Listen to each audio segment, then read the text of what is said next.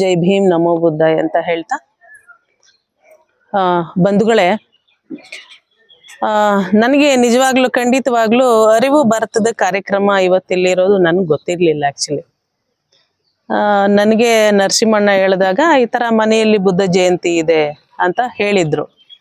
So ಹಾಗಾಗಿ actually ನಾನು ನಿನ್ನೆ ಸಕಲೇಶ್ಪುರದಲ್ಲಿ ಹಾಸನದಲ್ಲಿ ಒಂದು ನೂತನವಾಗಿ ಬೌದ್ಧ ವಿಹಾರ ಉದ್ಘಾಟನೆಯಾಗಿದ್ರಿಂದ ಅಲ್ಲಿ ನನ್ನ ಕಾರ್ಯಕ್ರಮದಲ್ಲಿದ್ದೆ. ಇವತ್ತು ಅಲ್ಲಿ ಇರಬೇಕಾಗಿತ್ತು, ಆದರೆ ನರಸಿಂಹಣ್ಣ ಹೇಳಿದ್ದಾರೆ ಅಂತಂದ್ರೆ ಅಲ್ಲಿಂದನೇ ಬಂದೆ, ನಾನು ನೇರವಾಗಿ ಈ ಕಡೆನೇ ಬಂದೆ ನಾನು.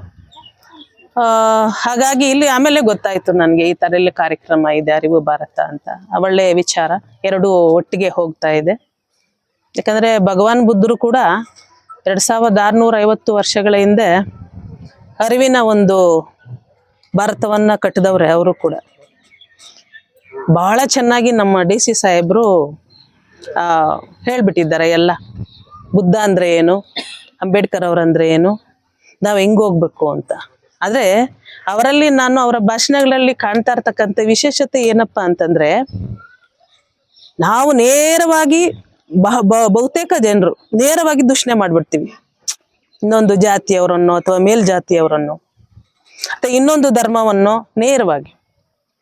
ಆದರೆ ನಮ್ಮ DC ಸಾಹೇಬರು ಹಂಗಿಲ್ಲ. ಅವರು ಮನುಷ್ಯತ್ವವನ್ನೇ ಮೇನ್ ಪಾಯಿಂಟ್ ತಗೊಂತಾರೆ. ಅವರು ಭಗವಾನ್ ಬುದ್ಧರು ಮಾನವೀಯತೆ ನೆಲಗಟ್ಟನೆ ಮನುಷ್ಯ ಸಂಬಂಧಗಳನ್ನು ಬೆಳೆಸಿದವರು ಭಗವಾನ್ ಬುದ್ಧರು. ಅದನ್ನ ಬೇಸ್ ಮಾಡಿಕೊಂಡು ಇನ್ನೊಂದು ಮಾಟ ಮಂತ್ರ ದೇವರು ದಿಂಡ್ರನ್ನ ಬೆಳೆಸದಿಲ್ಲ ಬೌದ್ಧ ಧರ್ಮ. ಅದನ್ನು ಬೇಸ್ ಮಾಡಿಕೊಂಡೇ ಬಂದಿರತಕ್ಕಂಥದ್ದು. ಅವರು ನಮ್ಮ DC ಸಾಹೇಬರು ಕೂಡ ಅದನ್ನೇ, ಮನುಷ್ಯತ್ವ ಅನ್ನೋದು ಒಂದೇ ಬಹಳ ಮುಖ್ಯವಾದದ್ದು. ಯಾರಿಗೆ ಆಗಲಿ ಜಾತಿ ಅನ್ನೋದು ಬೇಡವೇ ಬೇಡ. ಯಾರು ನೋಡಿ ನಮ್ಮ ಸೊಸೆ ಜಾತಿ ಯಾವುದು ಅಂತ ಗೊತ್ತೇ ಇಲ್ಲ ಅಂತಂದ್ರೆ ಅವರು ಎಂಥ ಒಂದು ಮಾನವೀಯ ಶಿಖರ ಅಂತ ನಾವು ಹೇಳ್ಬೋದು. ಹಾಗಾಗಿ ಒಬ್ಬ ಸರ್ಕಾರಿ ನೌಕರರು, ಅವರು ಸರ್ಕಾರಿ ನೌಕರರಾದ್ರೂ ಕೂಡ ಇಷ್ಟು ಇಷ್ಟು ಚೆನ್ನಾಗಿ ಮಾಡ್ತಾರೆ ಅಂತಂದ್ರೆ, ಎಲ್ಲೂ ಕೂಡ ತಾನು ಲೋಪಕ್ಕೆ ಸಿಕ್ಕೊಳ್ಳದೆ ಇನ್ನೊಬ್ರಿಗೂ ನೋವನ್ನ ಉಂಟು ಮಾಡದೆ ಇಷ್ಟು ಚೆನ್ನಾಗಿ ಪರಿವರ್ತನೆ ಮಾಡುವ ಒಂದು ಶೈಲಿ ಇದೆಯಲ್ಲ, ನಿಜವಾಗ್ಲೂ ಅದಕ್ಕೆ ನಾನು ಹ್ಯಾಟ್ಸ್ ಅಪ್ ಹೇಳ್ತೀನಿ. ನಾವೇನೇನು ಹೇಳ್ಬೇಕು ಅಂದ್ಕೊಂಡಿದೀವೋ ಅದನ್ನೆಲ್ಲಾನು ನಮ್ಮ DC ಸಾಹೇಬರು ಹೇಳ್ಬಿಟ್ಟಿದ್ದಾರೆ. ಆದ್ರೆ ನಾನು ಹೇಳೋದು ಒಂದೇ ಪಾಯಿಂಟ್ ಏನಪ್ಪಾ ಅಂತಂದ್ರೆ, ಅವರು ಒಂದು ಮಾತು ಹೇಳಿದ್ರು, ಅಂತರ್ಜಾತಿ ವಿವಾಹಗಳು ಆಗ್ಬೇಕು ಅಂತ. ಅಂತರ್ಜಾತಿ ವಿವಾಹಗಳು ಈಗ ಆಗ್ತಾ ಇದೆ. ಏನಾಗ್ತಾ ಇದೆ? ಮರ್ಯಾದೆ ಹತ್ಯೆಗಳಲ್ಲಿ ಕೊನೆಗೊಳ್ತಾ ಇದೆ. ಹಂಗಾದ್ರೆ ಅಂತರ್ಜಾತಿ ಆದ್ರೂ ಮತ್ತೆ ಜಾತಿ ಹೋಗ್ತಾ ಇಲ್ವಲ್ಲ, ಮತ್ತೆ ಇನ್ನೆಲ್ಲಿ ನಾವು ಹಿಡಿದಿದ್ದೀವಿ? ಹಂಗಾದ್ರೆ ಅಂತರ್ಜಾತಿ ಒಂದು ಮಾಧ್ಯಮ ಅಂತಾರೆ, ಒಂದು ಮಾರ್ಗ ಅಂತಾರೆ. ಮತ್ತೆ ಅಂತರ್ಜಾತಿಯಲ್ಲೂ ಕೂಡ ಮಾಡ್ತಾನೆ ಇದ್ದೀವಿ, ಅಲ್ಲಿ ಸಾಯ್ತಾ ಇದ್ದೇವೆ, ಹೆಣ್ಣುಗಳು ಬೀಳ್ತಾ ಇದ್ದೇವೆ.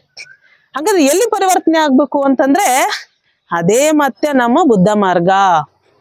ಎಲ್ಲಿ ಪರಿವರ್ತನೆ ಆಗ್ಬೇಕು ಅಂದ್ರೆ ಮನಸ್ಸುಗಳು ಪರಿವರ್ತನೆ ಆಗ್ಬೇಕು. ಫಸ್ಟ್ ಮನಸ್ಸು ಅಂದ್ರೆ ಹೋಗಿ ಅಲ್ಲಿ ಯಾರೋ ಒಬ್ರು ಪ್ರೀತಿ ಮಾಡ್ಕೊಂಡು ಇನ್ನೊಬ್ಬ ಜಾತಿಯವನು ಅವನು ಪ್ರೀತಿ ಮಾಡ್ಕೊಂಡು ಮದುವೆ ಮಾಡೋದಕ್ಕಿಂತ ಅವನು ಮನೆಯಲ್ಲಿನೇ ಒಪ್ಪಿಸಿ ಮನೆಯಲ್ಲಿನೇ ಅವನು ತಾಂಬೂಲ ತಗೊಂಡೋಗಿ ಇಂಟರ್ ಕ್ಯಾಸ್ಟ್ ಮ್ಯಾರೇಜ್ ಆಗ್ಬೇಕು. ಅದು ಪರಿವರ್ತನೆ ಅಂತಂದ್ರೆ ಅವನು ಮನೆ ಕುಟುಂಬನೇ ಹೋಗಿ ಇನ್ನೊಂದು ಅಂತರ್ಜಾತಿ ಮನೆಯಲ್ಲಿ ಹೋಗಿ ಅವರು ಇಬ್ರು ಮೆಚ್ಕೊಂಡು ಆದಾಗ ಅಂತರ್ಜಾತಿ ವಿವಾಹಗಳಿಗೆ ಕಾಯ್ತಾ ಇದ್ದೀವಿ ನಾವಿನ್ನ. ಅಂತರ್ಜಾತಿ ವಿವಾಹಗಳು ಬೇಕು. ಮನಸ್ಸು ಪರಿವರ್ತನೆ ಆಗಿ ಇವನೇ ಸಾಂಪ್ರದಾಯಿಕವಾಗಿ ಹೋಗ್ಬೇಕು, ಅಲ್ಲಿ ಮದುವೆ ಹೆಣ್ಣನ್ನ ತಗೊಂಡ್ ಬರ್ಬೇಕು. ಅದಾಗ್ಬೇಕು ಅಂತಂದ್ರೆ ಬುದ್ಧರು ಹೇಳ್ದಂಗೆ ಮನಸ್ಸಿಗೆ ಶಿಕ್ಷಣ ಕೊಡ್ಬೇಕು. ಅದನ್ನೇ ಅವ್ರು ಹೇಳೋದು, ಸಮಾಧಿ ಸ್ಟೇಜ್ ಅಂತಾರಲ್ಲ, ಅಷ್ಟಾಂಗ ಮಾರ್ಗದಲ್ಲಿ ಕೊನೆಯದದು ಮನಸ್ಸಿಗೆ ಶಿಕ್ಷಣ. ಹಾಗಾಗಿ ಮನಸ್ಸಿಗೆ ನಾವು ಶಿಕ್ಷಣವನ್ನ ತಂದುಕೊಳ್ಳೋಣ, ಆವಾಗ ಜಾತಿ ಹೋಗ್ತದೆ, ಬದಲಾವಣೆ ಆಗ್ತದೆ. ಮತ್ತೆ ಬುದ್ಧ ಮಾರ್ಗ ಅಂದ್ರೆ ಅದೇನೆ, ಜ್ಞಾನ ಮಾರ್ಗ, ಅರಿವಿನ ಮಾರ್ಗ. ಆದ್ರೆ ನಮ್ಮ ಅರಿವಿ ಶಿವಪ್ಪ ಅವ್ರು ಮಾಡ್ತಿದಾರಲ್ವಾ, ಅದು ಒಂದು ಭಾಗ ಅಂತ ನಾವು ಅಪ್ರಿಶಿಯೇಟ್ ಮಾಡುವಂತ ವಿಚಾರನೆ ಯಾರೇ ಆಗ್ಲಿ ಒಪ್ಕೋಬಹುದು. ಆದ್ರೆ ನಿಜವಾದ ಒಂದು ಬುದ್ಧ ಮಾರ್ಗ ಮನಸ್ಸಿಗೆ ಸಮಾಧಿಯ ಶಿಕ್ಷಣಕ್ಕೆ ಹೋಗಿ ನಾವು ಪಡಿಬೇಕು ಅಂತ ಹೇಳ್ತಾ ಎಲ್ಲರೂ ಬೇರೆ ಕಾರ್ಯಕ್ರಮಕ್ಕೆ ಹೋಗ್ತಾ ಇದ್ದಾರೆ. ಸೊ ಹಾಗಾಗಿ ನಾನು ಹೆಚ್ಚು ಹೆಣ್ಣು ಮಕ್ಕಳು ಸೇರಿರ್ತಕ್ಕಂಥ ಒಂದು ಜಾಗದಲ್ಲಿ ನಾನು ಅವ್ರಿಗೆ ಬೇರೆ ರೀತಿಯಲ್ಲೇ ಒಂದು ಇದು ಮಾತಾಡ್ಬೇಕಂತಾನೆ ನಾನು ಬಂದಿದ್ದು. ಅದೇ ಇಲ್ಲಿ 2 ಕಾರ್ಯಕ್ರಮ ಆಯೋಜನೆ ಮಾಡಿ ಎಲ್ಲರೂ ಅರ್ಜೆಂಟ್ ಆಗಿದ್ದಾರೆ ಹೋಗೋದಿಕ್ಕೆ.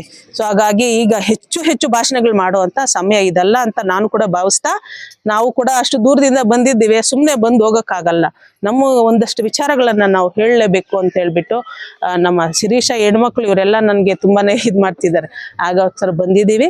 ಬಂದು ಇಷ್ಟನ್ನ ಹೇಳಲಿಕ್ಕೆ ಅವಕಾಶ ಕೊಟ್ಟಿದ್ದಕ್ಕೆ ನಾನು ಧನ್ಯವಾದಗಳನ್ನು ಹೇಳ್ತಾ ನನ್ನ ಮಾತು ಮುಗಿಸ್ತೇನೆ. ಜೈ ಭೀಮ್, ನಮೋ Buddha. Thank you sir. Thank you sir. ನಮ್ಮ ರಾಧಾ ಮೇಡಮ್ ಹೇಳಿದ್ರು. ಅವ್ರಿಗೆ ಮತ್ತೊಮ್ಮೆ